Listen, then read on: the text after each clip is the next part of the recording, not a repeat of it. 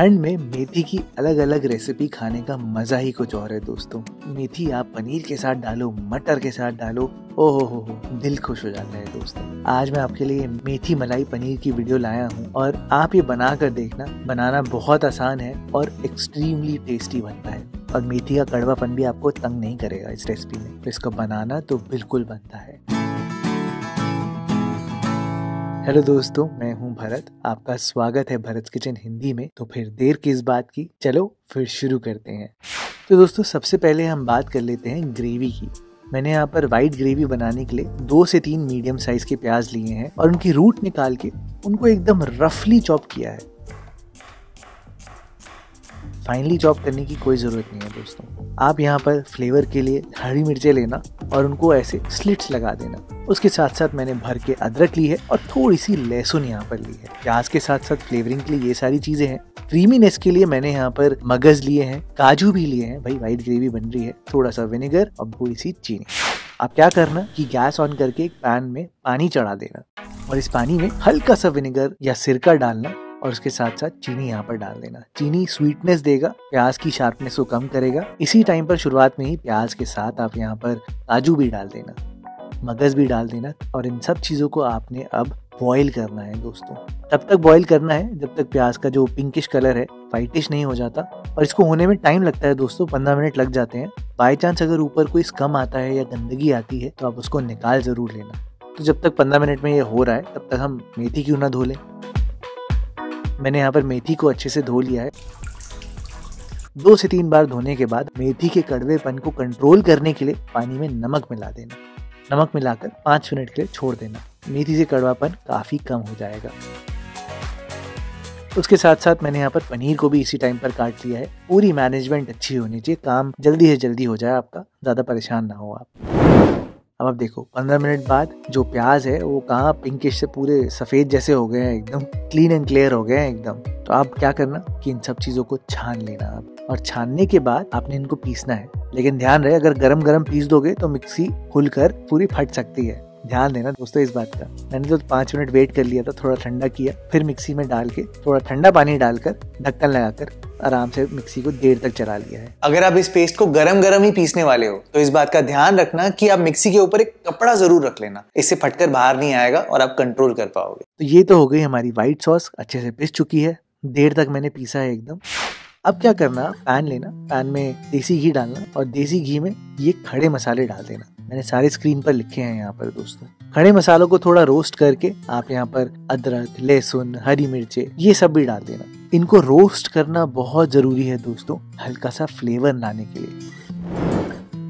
घी जो है वो यहाँ पर फ्लेवर ट्रांसपोर्टर है, उसको हम थोड़ा सा पका कर सारा फ्लेवर दे देंगे और ये फ्लेवर जो है वो सीधा सॉस में डाल देगा। सीरियसली दोस्तों यही होने वाला है। आप वो मिक्सी में पिसी हुई सॉस लेना, उसको इस मसाले के साथ अब आपने पकाना है।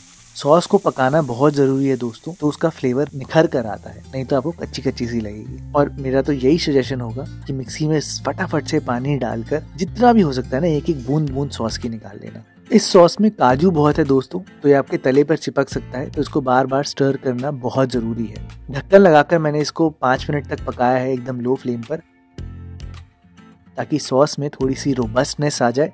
और 5 मिनट बाद ही आप यहाँ पर नमक डाल देना और नमक के साथ साथ 3/4 कप तक दही को अच्छे से मैंने फेंट के इस सॉस में डाल दिया है। दही डालने के बाद दोस्तों आपको 10 से 15 मिनट इस सॉस को पकाना पड़ेगा अच्छे से एकदम लो फ्लेम पर, ताकि बहुत ही अच्छे से सॉस निखर कर आए, एकदम अमालगमेट हो जाए। 15 मिनट लग जाएंगे ना एकदम लो फ्लेम पर।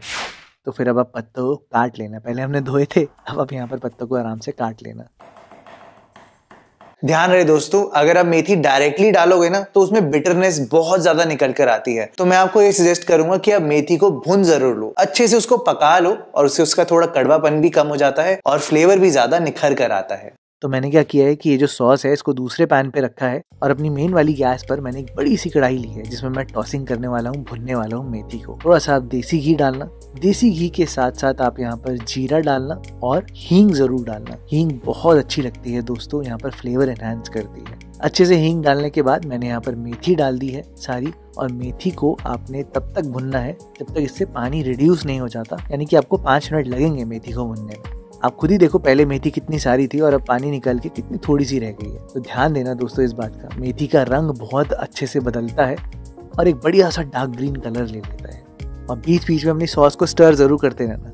जैसे ही मेथी आपकी भुन जाए 5 मिनट के आसपास, तो फिर आप यहाँ पर पनीर के क्यूब्स भी डाल देना और उनको भी अच्छे से भुन लेना। भुन के बहुत ही अच्छा फ्लेवर आता है दोस्तों। मैंने यहाँ पर नमक और चीनी डाली है मेथी के फ्लेवर को बैलेंस करने के लिए और पनीर के अंदर फ्लेवर देने के लिए। थोड़ी देर अच्छे से मैंने भून लिया है और इतनी देर में मेरी सॉस पूरी तरीके से रिड्यूस हो जाएगी दोस्तों। आप खुद ही देखो स्क्रीन पे, ये देखो आप, पनीर भी अच्छे से भुन चुका है। तो अब आपने क्या करना है कि सॉस को छान के, जी हाँ, छानना बहुत जरूरी है, इस भुने हुए मेथी और पनीर में मिला देना। अगेन एक एक कोना निकाल लेना, भूलना मत। पानी डालकर जितनी भी सॉस में जितनी भी चीजें हैं सबको एक्सट्रैक्ट कर लेना दोस्तों। सारा फ्लेवर तो इस सॉस में ही है ना, अदरक लहसुन और मसालों का। वाइट ग्रेवी है, अब इसमें पानी भी काफी आ गया है, तो थोड़ी देर तक आपने इसको पकाना पड़ेगा मेथी और पनीर के साथ।